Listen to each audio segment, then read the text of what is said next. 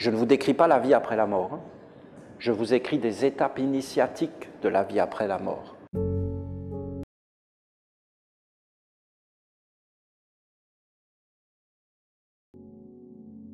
Tu dois faire des œuvres si tu veux vivre après la mort. Tu dois faire des œuvres parce que tu récolteras ce que tu as semé. Et ça, c'était la grande loi, la grande connaissance des lois de la réincarnation, des lois des cycles, et qu'en fin de compte, tu récoltes ce que tu as fait et tu deviens ce que tu es et ce que tu mets au monde. En fin de compte, tu le deviens dans tous les mondes.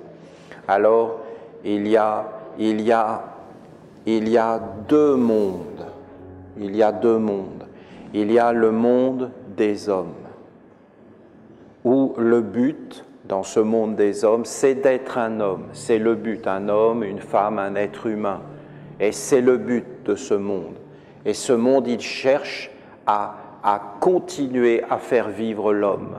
Et l'homme est le roi et le Dieu de ce monde. Même les religions sont au service de l'homme. Et vous avez un autre monde qui veut la réincarnation de Dieu. Et je pense que je vous ai transmis un savoir sur la Vierge Marie, Mère de Dieu, et que je vous ai enseigné le placenta de Gabriel et toute cette sagesse et comment ça se passait et comment ça se faisait et comment, en fin de compte, au bout d'un moment, il y a un homme, une femme qui apparaît, un corps, et que ce corps est la maison de Dieu. Et que dans ce corps va apparaître un monde supérieur et que cet être va commencer à faire des œuvres que cet être n'est pas un être individuel, mais il est un être collectif, le fruit de la prière de milliers et de milliers d'hommes et de femmes qui ont prié et qui l'ont appelé. Et à un moment donné, cet homme vient et cet homme, une femme, vient et apporte quelque chose qui renouvelle la vie. Alors c'est une œuvre collective, il faut toujours penser de cette façon. Alors rien n'est perdu, tout ce que je vais faire va trouver un accomplissement dans le futur. Et si ce n'est pas moi qui le fais, eh bien c'est quelqu'un d'autre. Et je l'offre à cet autre pour que ça soit dans la victoire. Et en fin de compte, en l'offrant à cet autre, eh bien c'est moi. C'est moi aussi parce que je ne suis pas le corps. On parle de vivre après la mort, hein? Et si on parle de vivre après la mort, il n'est pas question que tu sois le corps. Parce que si tu es le corps, alors tu es très mal après la mort. Parce que le corps, ça ne se passe pas bien pour lui.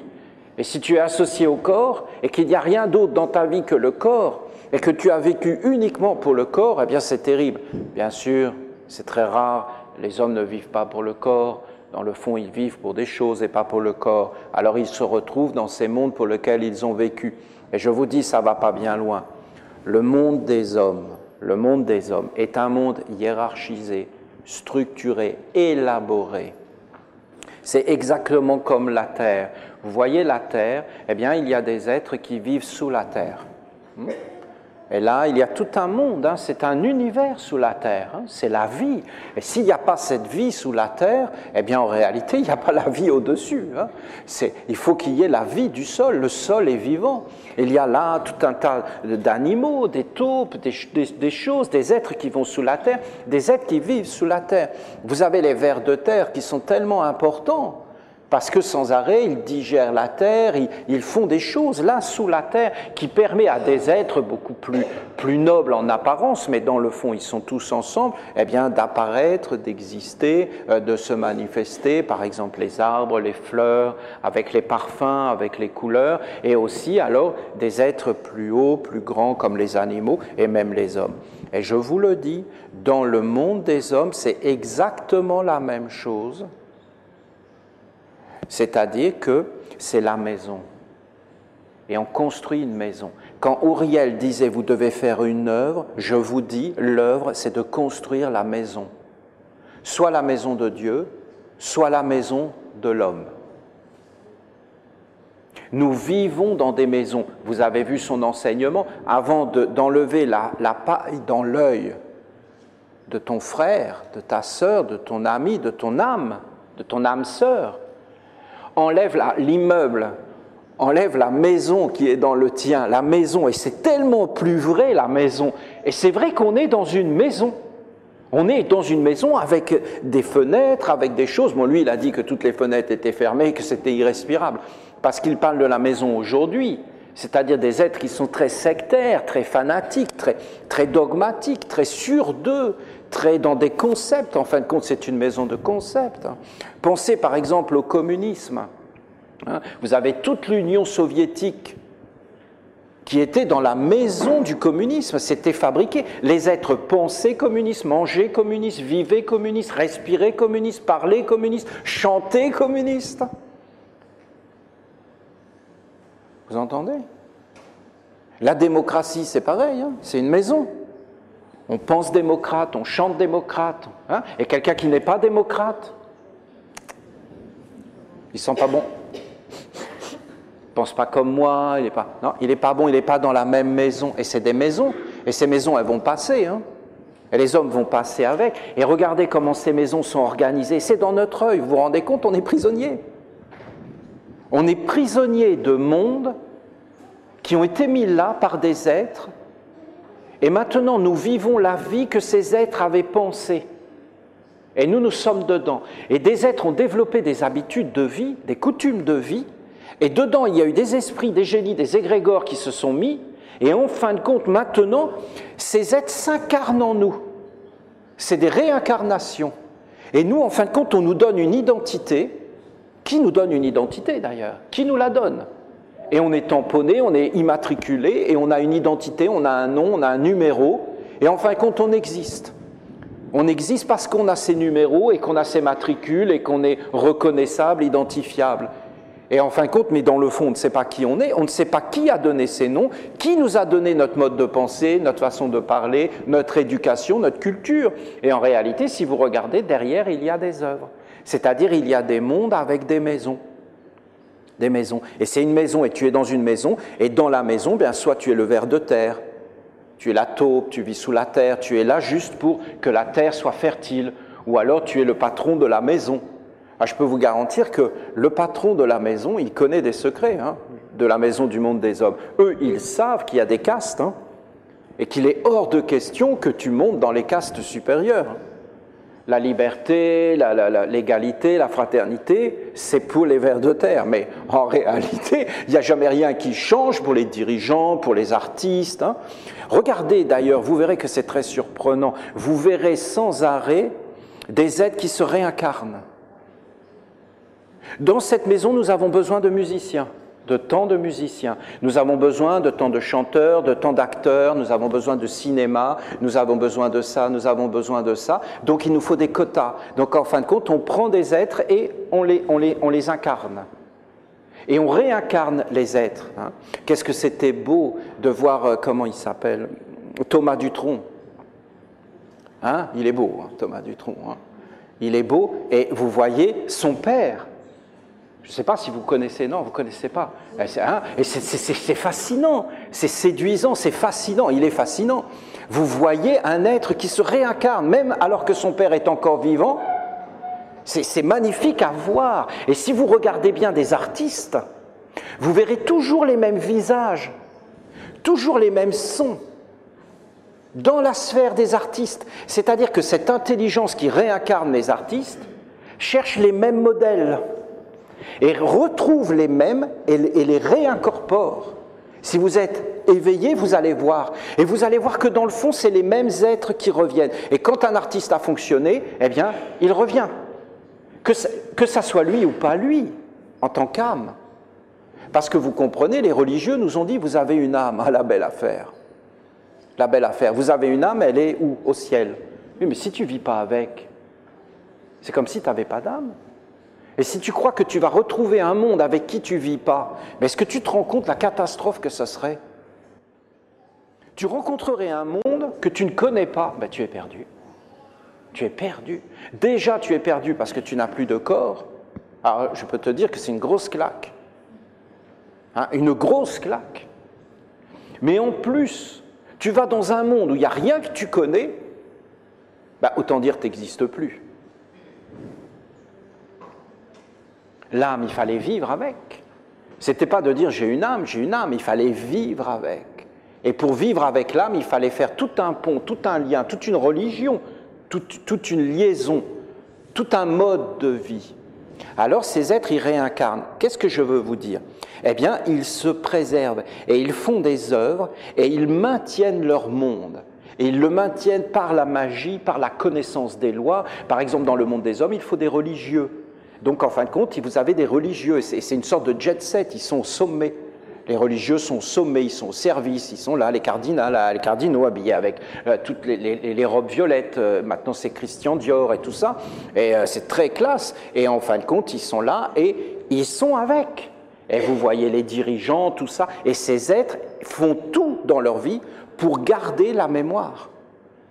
Et pour garder le savoir et l'acquis. Parce qu'ils savent qu'ils peuvent tout perdre. Alors, ils maintiennent des corps pour se réincarner dans les corps et venir, ils connaissent ces lois à tous les niveaux de ce que je vous ai parlé. Et ils maintiennent leur maison, ils maintiennent leur civilisation, ils maintiennent leur mode d'existence. Et en fin de compte, ils savent très bien qu'il y en a, il faut qu'ils soient des vers de terre. Ce n'est pas négatif, mais en fin de compte, ce sont des êtres qui n'ont pas de vie propre. Et en fin de compte, on les anime. Relisez les anciens livres de magie, regardez toutes ces choses, regardez toutes les statues qu'on a trouvées en Chine, toutes les statues qui étaient enterrées, des milliers de soldats, parce qu'il voulait avoir des soldats dans l'autre monde. Alors il avait fait ces statues parce qu'il les avait liées par magie. Alors on peut se dire, mais c'est quoi cette histoire? Parce que tu as fait des statues, tu vas avoir. Mais oui, parce qu'en réalité, quand il va revenir, les hommes, les êtres qu'il a mis dans les statues, vont venir dans des hommes. Et les hommes vont se mettre au garde à vous. Parce qu'en réalité, ce n'est pas des hommes, c'est des esprits qui ont été asservis par des mondes, qui savent le faire et qui commandent aux esprits. Et en fin de compte, ils disent aux esprits qu'est-ce qu'ils doivent faire. Ces esprits rentrent dans les hommes et les hommes font ce que les rois ont dit. Que vous les appeliez des rois, des gouvernements, c'est pareil. Qu'est-ce que ça veut dire un maître? Ça veut dire un gouvernement. Quand on parle de gouvernement, on parle de maître. On parle de gouverner. Écoutez, écoutez les mots. On parle de royauté, c'est un roi qui gouverne. Que ça soit n'importe qui gouverne, c'est la même chose. Après, ce ne sont que des mots. Est-ce que c'est négatif? Non, non, pas du tout. Je ne dis pas que c'est négatif. Je vous dis que c'est comme ça. C'est ni positif ni négatif. Le monde est fait comme ça. Et après, vous avez la maison de Dieu. Ça n'a rien à voir avec le monde des hommes. La maison de Dieu, c'est pour Dieu. Le but de la maison de Dieu, c'est de ne plus être un homme. C'est ça le but. Le but, c'est de ne plus être un homme. Vous entendez ce que je vous dis? C'est ça le but. Le but, c'est éventuellement d'être un ange, ou alors d'être un archange, ou alors d'être un Dieu, d'être une divinité. Mais pas l'homme qui pense être un Dieu. Parce que tu vois, quand tu arrives après la mort, tout ce que tu voyais, tout, les couleurs, les lumières, tout, se transforme en son. Et tu entends des sons. Et tu vis dans des sons. Et les sons, c'est comme des échos de tout ce que tu as fait. Et tout ce que tu as fait, c'est de la musique. C'est difficile à expliquer. Et il y a des êtres qui vivent dans les sons. C'est d'ailleurs pour ça qu'il est très positif de parler aux morts. Et de parler en sachant leur parler, pas dans des inquiétudes. Par exemple, de leur lire des psaumes. Les Tibétains connaissent ces secrets. Ils ont tout un livre de la vie après la mort et ils lisent à côté du mort et il y a toute une cérémonie parce qu'ils savent que tu peux aider cet être en le stabilisant, en lui donnant un corps, en lui décrivant ce qu'il va arriver, ce que faisaient les Égyptiens avec le livre de la sortie à la pleine lumière du jour, le livre des morts égyptiens. C'était pareil, des formules qui étaient lues à côté du mort. Et qu'est-ce que fait le mort? Je vous parle d'initiation, d'accord? Je ne vous parle pas réellement de ce qui se passe après la mort parce que c'est beaucoup plus complexe que ce que je dis là. Moi, je vous parle d'initiation. Je vous parle d'êtres qui veulent aller sur un chemin d'éveil et d'initiation. Je vous dis qu'après la mort, vous entendez des sons. Des sons. C'est ce que vous entendez là, avec ma parole, des sons. Et je fais la même chose. Je vous guide et je vous construis un corps. Mais tout le monde fait ça. Hein? Quand vous avez un gouvernant qui vous parle, il vous construit un corps. Et vous l'écoutez. Et tout le monde l'écoute d'ailleurs, parler.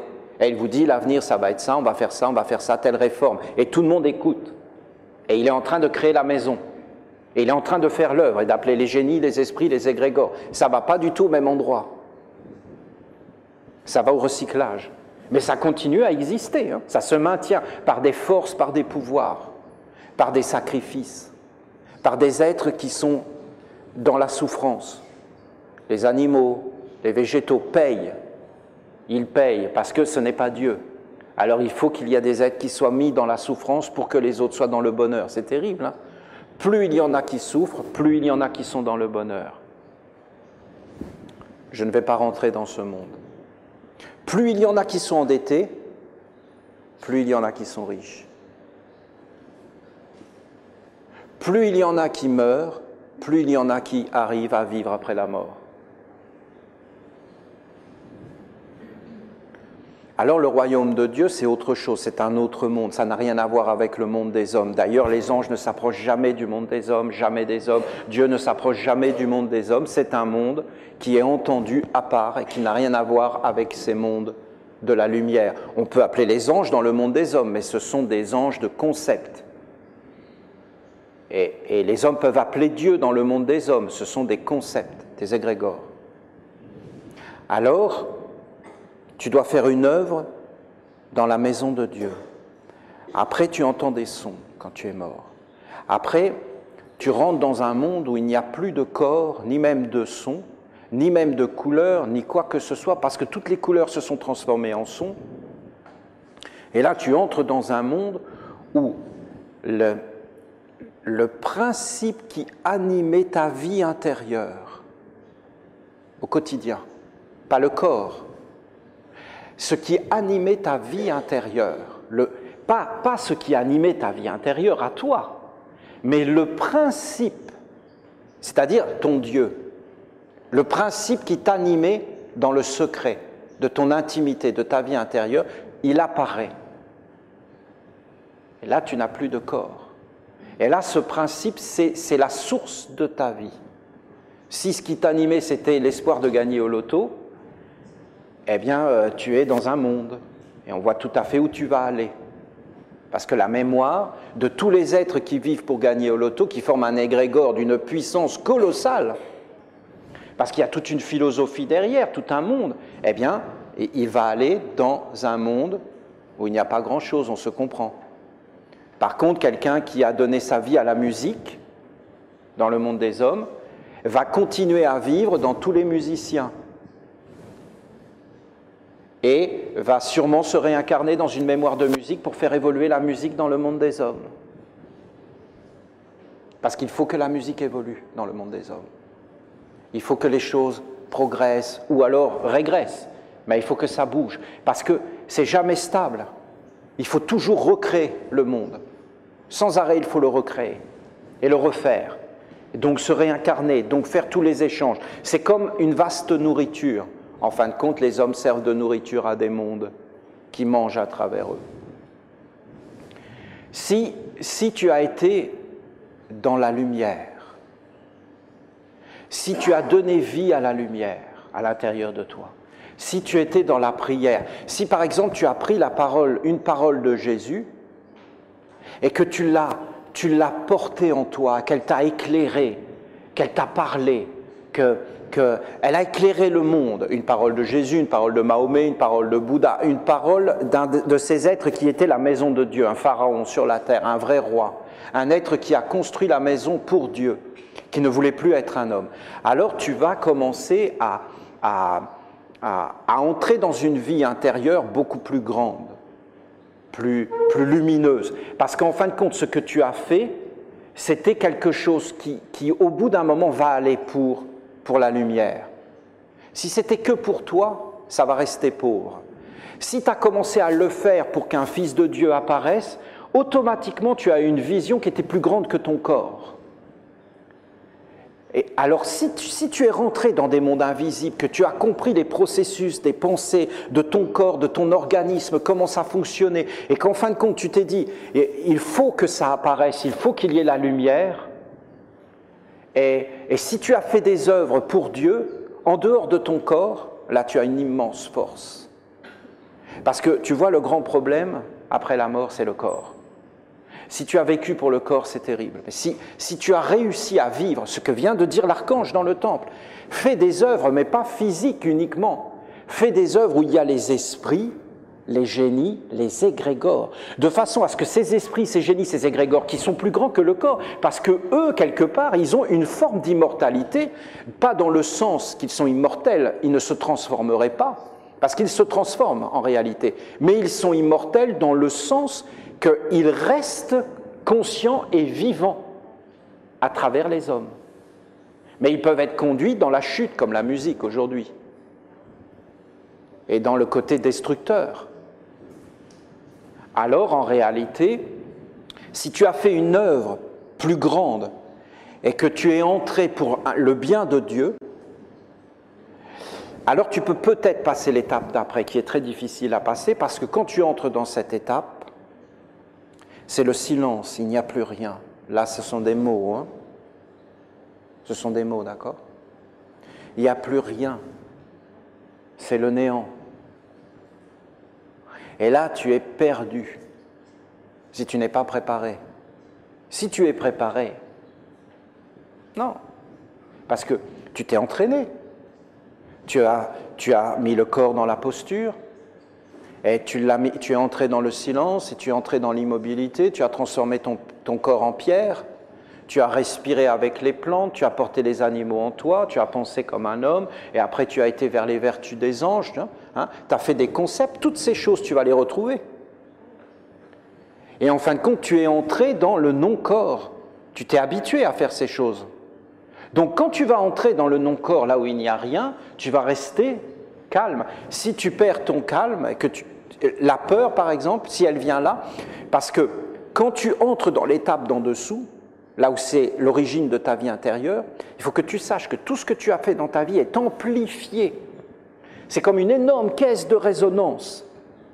Alors si c'est la peur et que c'est amplifié, tu ne peux pas rester là. Si c'est le doute et que c'est amplifié, tu ne peux pas rester là. Et il faut que ça soit des choses belles qui sont amplifiées. Ou alors la sagesse, ou alors l'amour. Si c'est la rancœur, si c'est le mécontentement qui est amplifié, tu ne peux pas. Donc tu ne pourras pas franchir cette étape. Quand tu entres après l'amplification,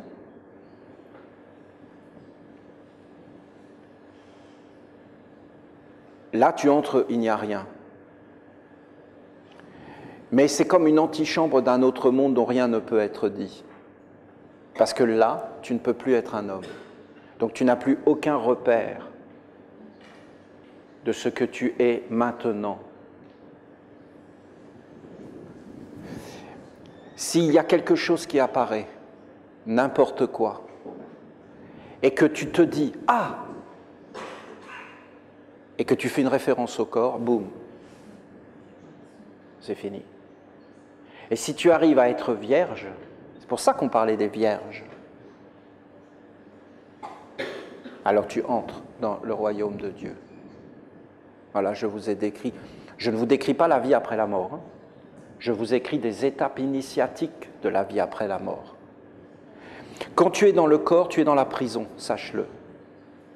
Et que le corps a été fait par des intelligences qui sont divines, mais pas forcément dans les habitudes, dans les comportements, dans les regards.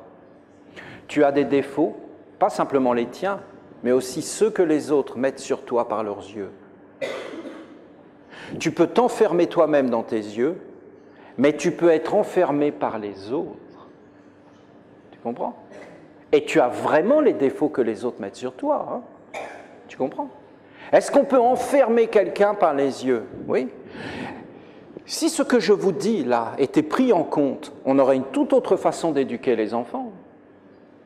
Ça changerait beaucoup de choses si on voyait que c'est une science et un savoir-vivre profond qui vient d'une expérience millénaire. Ce n'est pas un bonhomme qui raconte ça, C'est des milliers d'années d'études, de traditions. La tradition des Esséniens, ce n'est pas n'importe quoi. Ça a des milliers d'années d'existence. Il y a une banque de données, il y a une mémoire là-dedans. Il y a des expériences humaines riches et grandes. Nous, les Esséniens, nous sommes ouverts. Rien ne nous est étranger. Aucun être n'est mauvais. Nous sommes des thérapeutes. Nous aimons tous les êtres. Nous n'avons pas d'ennemis. Ça nous donne des perspectives immenses de connaissances et d'apprentissage. Alors, voilà, peut-être vous pouvez comprendre, par exemple, le côté éminemment sacré de ce que nous allons faire ce soir avec les moyens qui sont les nôtres. C'est ça d'ailleurs qui est extraordinaire, parce que nous avons conquis un hôtel, hein, mais regardez comment nous faisons. Nous sommes déterminés, rien ne nous arrête, regardez. On n'a pas d'église, on est exactement comme Jésus. Les taupes et les renards ont leur tanière, mais le Fils de l'homme n'a pas un endroit pour se poser. Eh bien nous, on le conquiert l'endroit, on va dans des hôtels, hein, olympiques. C'est l'Olympe, hein, c'est la Grèce, et Pallas, c'est la maison de Dieu. Voilà. Alors, nous transformerons tout en maison de Dieu. Voilà l'idée. Vous regardez, vous ne trouvez pas ça charmant, hein? Vous ne trouvez pas ça, comment dire, séduisant, cette volonté farouche, quoi qu'il advienne, de trouver des solutions pour cheminer avec un monde sacré. Si je regardais ça de l'extérieur, moi qui suis à l'intérieur, je trouverais ça touchant et séduisant. Et j'aurais envie d'aider, c'est certain. Et tout est bien comme ça. On est vraiment à notre place, je trouve. On est vraiment nous-mêmes et tout est vraiment parfait. C'est ce que je trouve et c'est ce que je pense. Et c'est parfait, tout est parfait comme c'est. Alors, vous avez là une réincarnation d'esprit, de génie, d'égrégore, à travers des mouvements, des chants, des forces d'un corps. Nous pouvons le vivre pour nous, nous pouvons le pratiquer comme une œuvre. Hein? Les œuvres, c'est ça. Les œuvres que tu dois faire, c'est ça. Spalmodie, les messages des archanges, mais des esprits, des génies, des égrégores, offre-les, jusqu'à ne plus avoir de corps. Ne le fais pas pour le corps. Vis jusqu'à ne plus avoir de corps. Fais une cérémonie comme cela, pratique-la, enseigne-la, transmets-la, jusqu'à ne plus avoir de corps, jusqu'à maîtriser la cérémonie et ne plus avoir de corps dedans. Que le corps n'est qu'un instrument, mais qu'en réalité tu vis dans l'expansion, que tu y mets ta vie intérieure, que ça te nourrit de l'intérieur, que tu y trouves un plaisir, une satisfaction, un bonheur, que ça te parle. Tu vois, il faut que tu ailles jusqu'à ce point où ça te nourrit, où ça te construit, où ça te régénère. Là, ça y est, tu commences à animer. Et là, où tu l'offres pour les générations futures, pour que Dieu se réincarne, pour que cette cérémonie soit une cellule du corps de l'envoyé de Dieu qui va arriver. Si tu fais ça, si tu as cette conscience, si tu adoptes cette façon de voir, cet œil, c'est une force, une grande force, et une grande force pour après la mort. Or, après la mort, c'est maintenant. Parce qu'en réalité, il n'y a pas de frontière entre les morts et les vivants. C'est ce que j'ai essayé de vous expliquer ce matin. Ton grand-père, il vient, tes ancêtres viennent à travers toi. Vous ne l'avez jamais vu, vous n'avez jamais regardé. Eh bien, regardez du tronc, c'est trop évident. Son père est déjà dedans, alors même qu'il n'est pas mort. Regardez. Et regardez toutes ces choses. Et même si vous regardez un père et son fils, une mère et son fils et toutes ces choses, vous allez voir qu'à des moments, il va prendre des expressions, il va faire des choses, et qu'en réalité, ce sont des mondes qui vont passer. Alors tu peux voir beaucoup de choses, et beaucoup d'ancêtres, et beaucoup de forces. Alors dans ta vie, il va falloir pratiquer les rites d'expiation maintenant, les 7, pour éveiller tous les centres à l'intérieur de toi. Et dans la vie quotidienne, il va falloir maintenant que tu vives avec les esprits, les génies, les égrégores. C'est-à-dire qu'il va falloir que tu regardes qui vient à travers toi et qui vient parler. Parce que je te dis, il y a des êtres, tu as des problèmes dans la vie, mais Qu'est-ce que c'est un problème en réalité? C'est un manque de lumière. Ça ne veut pas dire que tu n'as pas la lumière, hein. Ça veut dire que sur ce point, tu ne l'as pas. Sur ce point-là, ça ne veut pas dire que tu ne l'as pas partout. Tu peux être illuminé, mais sur ce point, tu n'as pas la lumière. Donc c'est un problème, parce qu'un problème, c'est toujours un manque de lumière, de maîtrise, de sagesse, de corps. Donc en fin de compte, ce problème vient te voir. Derrière ce problème, un esprit, un génie, un égrégore. Si tu n'as pas la réponse, si tu ne sais pas délivrer, si tu ne sais pas te libérer, si tu ne sais pas éclairer, peut-être que ce n'est pas toi, peut-être que c'est tes parents, peut-être que c'est ton grand-père, peut-être que c'est ton pays. Le fait est que si tu rassures cet être, si tu as l'amour, si tu as la douceur, si tu as les paroles justes, des fois c'est juste de le renvoyer, eh bien en réalité, tu t'es dégagé. Et tu as dégagé toute ta lignée. Et tu t'es fait un corps. Regardez tout ce que je vous dis. Le monde entier vous parlera de ce que je vous dis. Et si vous regardez le monde avec l'œil que je vous montre, le regard que je vous montre, l'angle que je vous montre, vous allez voir que tout va se mettre à vous parler et tout va être clair. Et vous allez voir que même les arbres se font des corps. Vous allez voir qu'il y a des mémoires dans les arbres et que même les arbres se modifient avec les climats, avec les expériences. S'il y a de la pollution, les plantes vont s'adapter pour, en fin de compte, trouver toujours l'existence et qu'ils développent un savoir-faire, des thérapies et toutes ces choses. Parce que le monde a été fait de cette façon. Alors vous devez faire une œuvre, c'est ce qu'a dit l'archange, vous devez participer à cette maison de Dieu si vous voulez avoir la vie. Sinon, vous participerez à une maison, vous ne pouvez pas faire autrement, vous comprenez? On s'est compris? C'est à vous de choisir. Pour qui vous voulez vivre et qu'est-ce que vous voulez faire de votre vie. Je vous dis que si vous voulez entrer dans la maison de Dieu, alors il faut vouloir ne plus être un homme, mais vous avez du temps. Mais c'est quand même la perfection. Vous devez aller vers le règne supérieur des anges. Les anges vivent sans corps, immatériel. Et ils vivent dans des mondes. Oui, mais comment je peux faire pour vivre sans corps? C'est le chemin qui t'est enseigné. Ces cérémonies sont des cérémonies sacrées qui sont la réincarnation d'un monde divin, c'est ce que je vous dis. En les animant de vos corps, de vos vies, vous les faites vivre. Si vous les animez vraiment, elles vont commencer à vous parler et à s'associer avec vous. Je vous dis les secrets. Ce que vous faites dans la vie, ça vient vers vous, dans votre vie.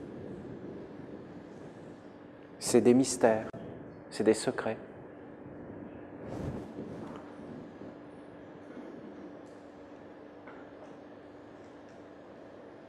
Alors, la cérémonie en elle-même est liée à tout ce que je vous ai dit ce matin. Donc, il y a deux façons de faire. Il y a la façon de faire où on vous explique. Et c'est bien parce que ça rassure. Mais il faut savoir aussi que quand on explique quelque part, on peut enfermer. Et il y a la façon aussi, par exemple, d'une pièce de théâtre, c'est très bon ça, où on n'a pas d'explication, et d'ailleurs on ne veut pas l'explication. On ne veut pas savoir comment ça finit, qu'est-ce qui va se passer. On veut le découvrir. Et on veut être captivé. Et on veut s'éveiller et le comprendre. D'ailleurs, je vous dis que si vous voulez vraiment travailler dans la digestion, c'est très bon, hein. On fait une cérémonie et après, ceux qui le veulent se réunissent et disent « moi j'ai compris ça, moi j'ai compris ça, moi j'ai compris ça, moi j'ai compris ça hein ». Et vous allez voir comment vous vous réconfortez les uns les autres, vous vous confortez et vous vous faites des corps de compréhension plus grands. Si je reste passif, je ne me fais pas de corps. Si je suis actif, je me fais un corps. Dans la vie, il faut être actif. Dans la vie, ne soyez pas passif, ne subissez pas, agissez. C'est les clés de la magie. Soyez des créateurs, agissez, agissez. Soyez actifs. Si vous êtes actif, vous êtes vivant. Si vous êtes passif, vous êtes mort. Vous subissez, vous êtes mort. Si vous êtes actif, vous êtes vivant. Alors peut-être on va donner des explications, mais vous comprenez les deux, hein? C'est pas mal aussi d'entrer dans le... Vous découvrez au fur et à mesure, hein? Comme un suspense, tiens, qu'est-ce qu'il fait, hein? Et vous essayez de découvrir c'est quoi l'intrigue de cette histoire? Car il y a une intrigue, hein. Il y a un message, et plusieurs messages dans ça, hein. C'est clair. Il va être assez apparent, je pense. Mais peut-être il est caché aussi. Il faut regarder. Il y a plusieurs niveaux de lecture. On y go? Ah, vous avez vu les progrès que je fais, hein, en anglais? Ah, vous avez vu que je travaille, hein? Ah, je travaille sur moi intensément.